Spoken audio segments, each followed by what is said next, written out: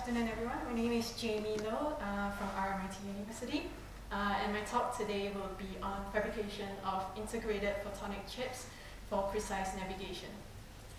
So navigational systems have been used for decades, mainly in defense and aerospace, such as for satellites, but it's being quite common these days where we use navigational systems in our phones, such as GPS tracking, but also some future applications in automotive, such as self-driving cars, for autonomous farming, and also in robotics, such as an exoskeleton for paraplegic patients. These navigational systems typically use an inertial movement sensor to be able to detect changes in positions. So the typical inertial movement sensors used nowadays are gyroscopes. There are two main types of gyroscopes used today. On one end, we have the one on the left, which is a fiber optic gyroscope, which consists of a laser source coupled into a photonic chip, which then splits the signal, passes through a phase modulator, and then goes into a very long optical fiber loop to create a phase difference. When there is an angular movement or change in position, this will cause a change in the phase difference, and that can be translated into the positional information. Now, although this technology is highly precise and has a really high resolution, each of these components, except for the photonic chip, the laser source itself, the optical fiber, is quite bulky, and when you set all of them up together, it is quite big and heavy and very expensive. So fiber optic gyroscopes to this date are mainly used in aerospace and defense applications only. On the other end of the scale, we have the MEMS-based gyroscopes, which are typically what we use in our mobile phones for GPS tracking. These are based off suspended electrode fingers with a gap in between them. And when there is movement, it changes the gap between the fingers, which gives a change in electrical signal, and that translates into positional data as well. As you can see, the resolution and precision of MEMS-based gyroscope is not as good as a fiber optic gyroscope, but it is much smaller in size, has a very low footprint, and is a lot cheaper to fabricate. Now, for gyroscopes to be used in some future applications such as robotics and automotive, we need something that is a little bit more precise and higher resolution than what the MEMS gyroscope is able to offer, but at a fraction of the cost of a fiber optic gyroscope.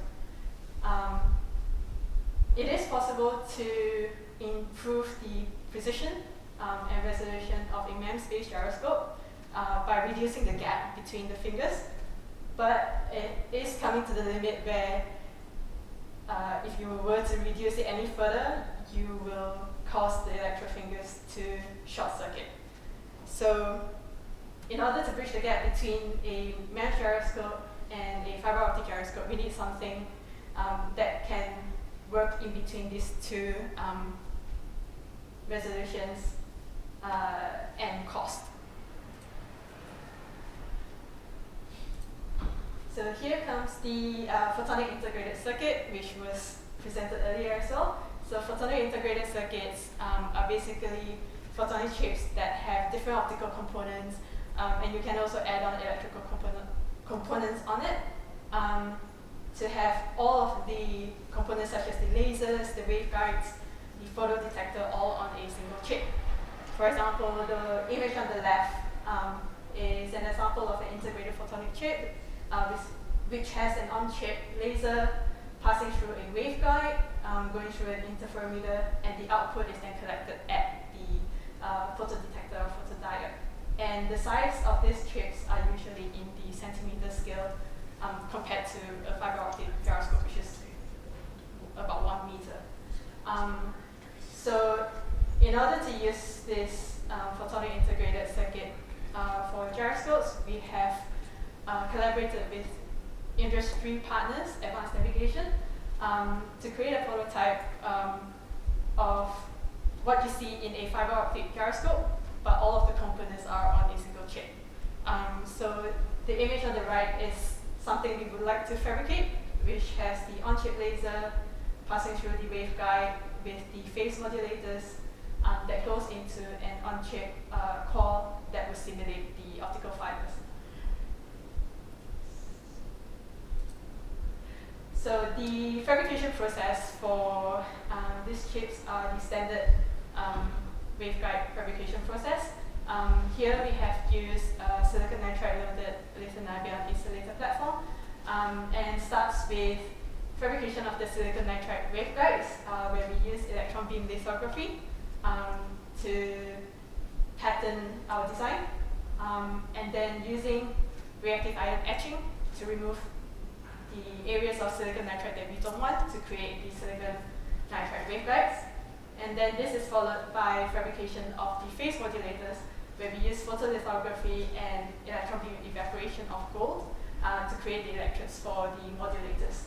And finally, we use plasma-enhanced chemical vapor deposition to deposit a silica cladding to reduce scattering losses in our waveguides.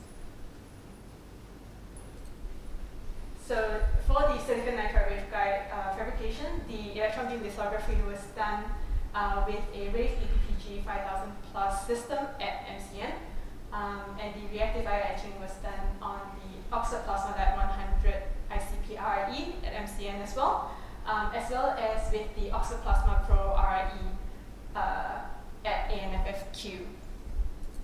And for the fabrication of the phase modulators, the photolithography was done with the Heidelberg MLA 150 at MNRF, and deposition of the electron modulated electrodes was done with electron beam evaporation with the Kurt J. Lasker PVD75, which is also situated in MNRF. And finally, PECVD deposition of the silica cladding was done with the Oxford Plasma Lab 100 PECVD at MCN. Here are some very preliminary results that we have gotten by fabricating just the optical component chip with the splitters and the modulators. We were getting about 5 dB insertion loss per facet, but in the future we are hoping to create the on-chip lasers and on-chip cores and then integrate all of them onto the same chip as well. And finally, I would like to acknowledge that these works have been done at various nodes of the ANFF, such as the Victoria node at MCN and MNRF, as well as the Queensland node at AIBN at University of Queensland. And this project was done in collaboration with Advanced Navigation as part of the ARC